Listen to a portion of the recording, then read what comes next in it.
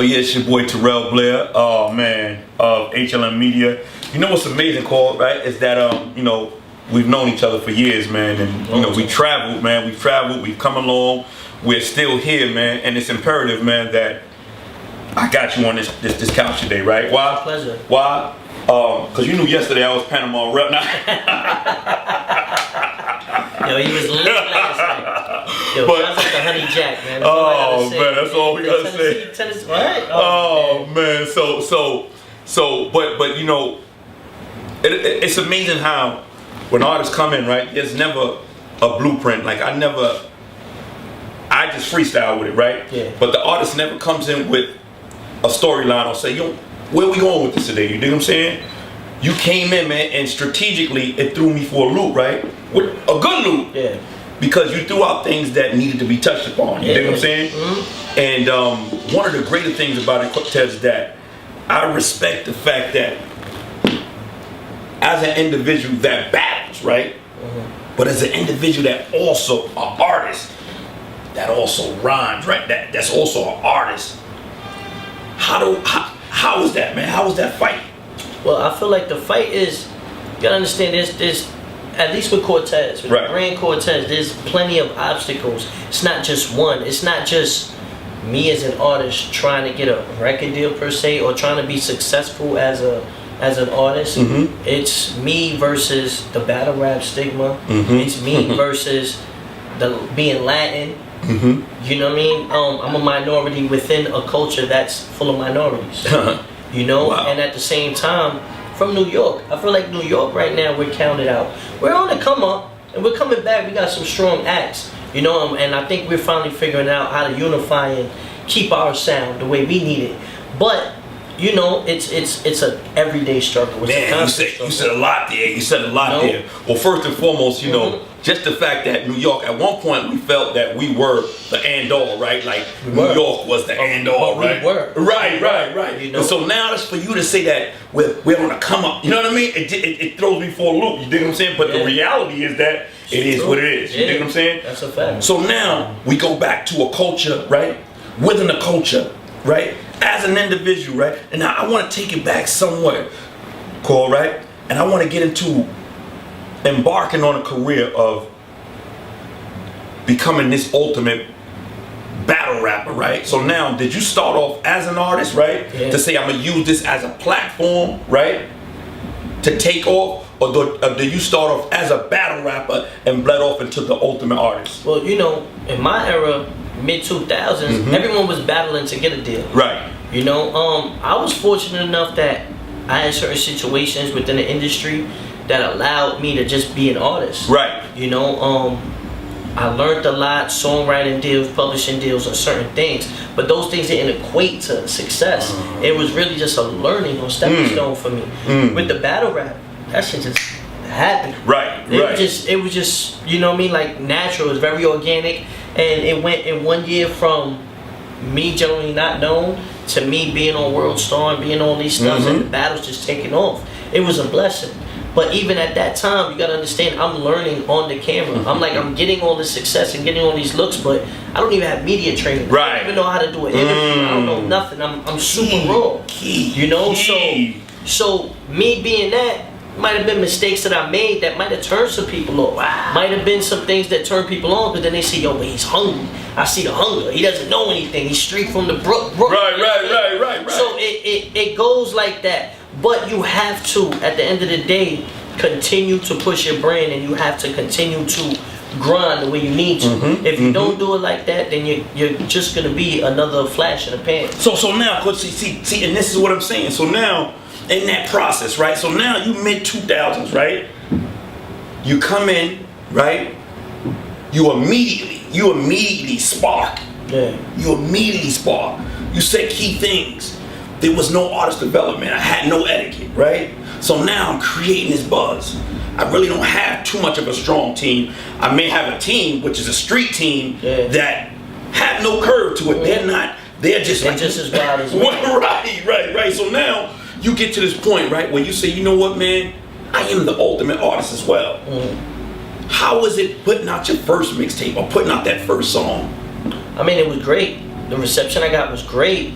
And I think that was one thing that helped me, is that my relationships with people are genuine to this day. Right. Which is why, whether you hate Cortez or love Cortez, I'm always in the mix, because there's people that got love for me. I've never done anyone filthy. We've known each other years. Yeah. No one will ever sit there and be like, I don't fuck with Cortez. Right. Can't hear that. Right. You know, so my relationships are strong, and I've always learned that, even that from the streets. Even to connect, yo, man, he charging too high. All right, cool, I can't fuck with it right now, but I'm gonna keep you on. Right. You get what I'm saying? And taking those codes and ethics from the streets, and I applied it to music, has helped me persevere. So when I started putting out music, it was to sprinkle it, it was to tease them, you know. And I got radio spins, I got certain things that was a blessing.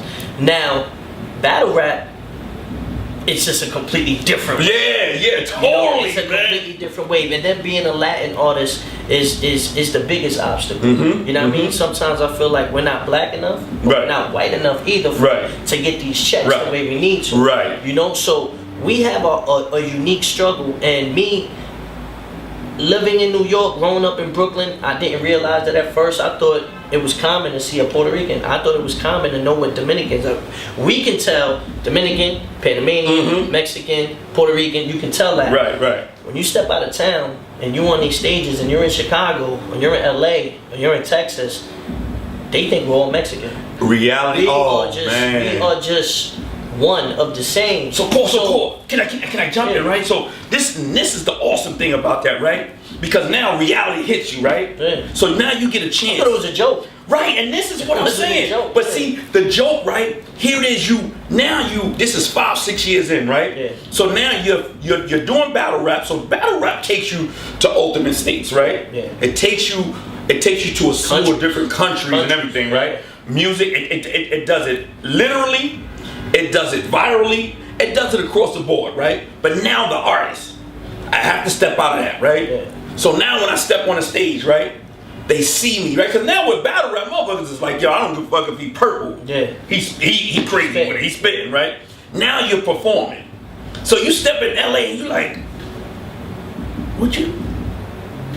Nah, I'm Puerto. You know what I mean? But you know what I realized? That I have to represent everybody. Because when I step out, like the first time I went to LA, it was nothing but cholos all around the line. Like the line went around the block. And I was like, and when I stepped out the car, they came up to me asking for autographs, grabbing on me, and it bugged me out. And they was like, yo, you represent us. This is our only chance to get to see you, baby. We're here. Right. And that opened my eyes. When I went on tour with Game last year, and we did the whole Texas run with my high roller dude. Shouts out to them in Texas. And we're doing Houston, Dallas, San Antonio, huge Latin community. Right. And it opened my eyes when I stepped on stage. You know, people might have thought, they might not know him, he's a battle rapper. But when I was opening up, Whack, Game, they'll all tell you, they're like, yo, everyone was like, oh, Cortez. Then after a while, after a few shows, people were there to see me. Oh, word, we heard Cortez is over. 10 years. This is 10 years down the line where reality and hits I'm still you. learning. Right. And I'm still learning. So it was crazy. Went on same thing with the Joe Budden tour. Same thing. I'm like, yo, this is crazy. I've neglected this whole entire, and market. And me applying that within the last year has helped the Cortez brand immensely. You know, it's like it's like, because now I can apply the music, and it's like there's people that are only solely fucking with the music. They be like, yeah, we love the battles, but yo, but how do you cater to that market? Because remember now, I have to be consistent. I have to consistently work my ass off. I know that, no, but you've always now it goes back. Now let's go back to cornering and understanding the aspect of what it is to be a Latin, right? Yeah. Forget the fact that, I'm saying Latin or Spanish. Forget that, right? How do I corner that? How do I market it to a chosen type of market, right? Because now the market is growing, right? So now in your mind, once again, New York, man, I'm around Morelos all day. We vibing, you know what I mean? We throw a little slick shit here and there at each other, but we understand ain't no difference. You understand? Yeah. You get to these markets, once again, it's 10 fucking years down the line, and you learn something new, right? Oh shit, I like this. How do you run with that though, Cortez? That's what I'm saying. Because now you understand that, you know what, when I'm going through that belt line of all those Latin communities, right, or Latin cities, towns, right? Even if you want to say a country to that extent, you may not see a bulk of Puerto Rican followers. You might see, like you said, the Mexican, El Salvadorian, Ecuadorian. How do you corner that market? I corner it because I start speaking about that struggle. I start relating to that struggle. I have to realize that my struggle is unique, but at the same time, a lot of these people understand that. I was thinking no one would understand what Cortez goes through with the hate in battle rap. Right. With the doubters, with everything saying like, yo, how is he still here? Like, I figured I was a lone wolf. And then I realized they all believe in me, and they all sit there and be like, yo, we know what you're going through. Was that a resurrection for you? It was motivation for me, because it let me know that, oh no, I gotta go hard now, because they counting me out. But all these people right here, my people, aren't counting me out, and we're a huge part of the support system in hip hop. You know, so when I realized that, I said, man, this is motivating me to go harder. Now it's up to me to show up and show and prove. And lately, I think within the last year, the brand has been growing bigger beyond that. I rarely even promote the battles as much. I do them. I had 16 battles last year. They named me Battle of the Year last year. But at the same time, 3 major tours, 2 mixtapes, singles with with various major artists, from down south artists like Little Flip to working with Method Man to working with Hell. Like, you get what I'm saying? I'm giving them variety now, and they're sitting there saying, yo, you can't deny it. You can't deny it. You know, you can't deny hot. You can't deny hot, and you can't deny hard work. But Cortez, now I want to go back one more again. And when I said resurrection, right, it wasn't a resurrection in the fact that you wasn't doing what you were doing, because of course you constantly staying busy, right? But once again, when you cornered and you realized that market, right, and they understood you from the battle scene, when you put out them songs and you're there giving them songs, how was that feeling? Love. It was crazy. You know, I was getting off the stage, and it was like a meet and greet. Like, people were lined up to take pictures with me. Yo, bro, I was shaking. Yeah. I was shaking. I'm not even gonna lie to you. Like that should let me know that, damn, I'm doing this for a reason. You know, I'm not falling on deaf ears. Right. Any artist, no matter who they are, Latin, black, white, purple, aliens, whoever, if they rap, if they make music, you always, them thoughts that are in your head, when they leave and they hit the pen and the pad and they go through the booth, and someone from another place can relate to it, and they sit there and they be like, yo, this helped me get through high school. This helped me get through my day. I was having a bad day today. Like, that right there is bigger than any purse, any budget, anything to me, because it lets me know that I'm doing it for the good deed. You know, like, I'm getting through, and it's emotion. Music is supposed to be a feeling. It's supposed to be a vibe. You know, when you get off a hard day's work and you're going through some shit, and you could turn on Cortez and you can sit there and be like, yo, it helped me get through that. I don't care about anything else. Now that makes me realize, wow, like, I have to keep going. And that's great, right? But you had to get to that point, right? Because, you know, you remember, you playing 2 fields, right? Simultaneously, Only right? one. 16. No, but listen, 16 battles last year. You went on 2 tours, right? 3 tours, right? Dude, a lot of people have a problem turning off the light. You know what I mean? Going back and forth, right? You went from a battle to going on tour, right? You know what I'm saying? To going back battling that weekend and flying back. Right. On So now, it seemed like 2016 was an awesome year. 17, I know, is even better, right? Because now you begin to understand, right, my existence right now here, music-wise. You think I'm saying, oh, you always knew it or whatever. But, you know, sometimes I can imagine you going through that frustration stage.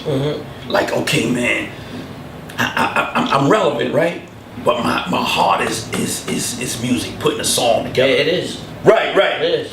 Did you go through that stage? Yeah, definitely. But I also realize I can't neglect those fans that love me for battle rap too. I can't be selfish.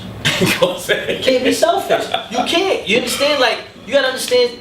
You ever fell in love with somebody for one thing, and it's hard to make them fall in love with you for something else. So I have to spoon feed them. I have to show them, like slowly but surely, you know, introduce them into the music. But it's an even greater feeling when there's other fans that don't know nothing about my battle raps. They wish they're watching the music, they're downloading the tapes, they're DMing me, they're hitting my Twitters, my Instagrams, and then they be like, yo, you battle rap? Like, that's crazy, you know? And then people be like, what? You don't know? And they catch on. And then those people become lifetime fans. They just becoming fans of the Cortez brand. And not becoming a fan of Cortez the battle rapper, Right. not Cortez the artist. They're becoming a fan of Cortez the brand. And that is the ultimate goal. When you bridge the gap. No. If you notice, that's everything I talk about. Bridging the gap. Bridging the gap. But that's amazing. It took strategic, right, movements to say, you know what? Because now And luck. right, no. It takes a little bit of luck too. Okay, but see, once again, not to expound on a battle rap world, right? But then again, to expound on it, it amazes me how some battle rappers, once again, they come in the game. I'm gonna use this as a platform. I'm gonna fall back, right? Because I really want to make songs. I want to put out an album. I eventually possibly want to get signed. Or if I don't get signed, I'll do my thing independently. You manage to get to the point where you bridge that gap to say, you know what? I can still do this and I can still do that. But let me ask you this. It's obvious you love both. At times, do you do battles for the money? Yeah. So the money is always gonna be like a motivational thing because that's how you feed your family. Right. You understand? It's allowed me to live a completely different life. You know what I mean? Give my son a whole different life. Mm-hmm. That right there is a blessing in its own. But at the same time, I'll take that money and invest it back into the brand. Okay. Musically. Okay. So sometimes if I do take a battle for the money, I'm getting, let's say, 5,000 from here, and I'm battling fucking Backpack Jack. Mm-hmm. Nobody might not even know him. But then you know there's a reason behind it because then I'm going to take that, and then what I'm going to do is, boom, I'm going to take 25 of this, boom, I'm going to shoot these 2 videos.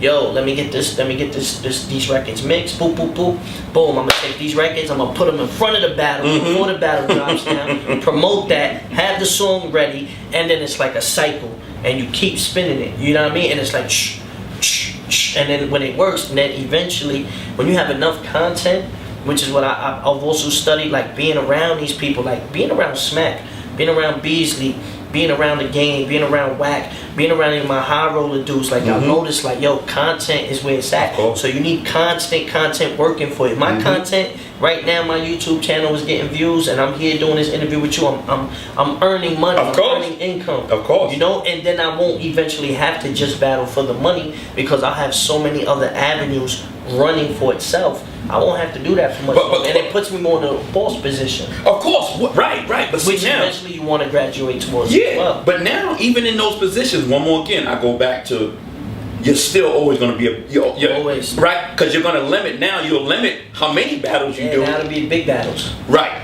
which will be a bigger bag. Right. So it's like, but now I'm getting a battle that's worth a lot of money, and it's motivating because it's a big battle. So now it helps the brand too because they sit there and be like, right now I just battled Daylight, right? Right. That drops on Monday. So, alright, cool. I got the Method Man video. Alright, I'm gonna put the Method Man video in front of the Daylight video. I'm gonna drop the Method Man video 2 days after. So now everyone's gonna go watch the battle. Everyone's gonna be like, yo, you got a song with Method Man? Yeah, it drops June 1st. Oh, word? Now, yeah, go to the Vivo channel, go subscribe. Right. Now people are like, yo, now, boom, I'm all over the blogs, I'm all over the internet, I'm all over everything, because you see the battle. The battle, I did good. Boom. Now, if I did bad, no one's going to want to go see the video. Of course. They're like, yo, he's doing music too? Let me see, you know? And even if it's 10 people, 10 new fans, that's 10 new subscribers, that's 10 people word of mouth. You know, to sit there and be like, yo, I saw his battle, but yo, did you get his record? Right.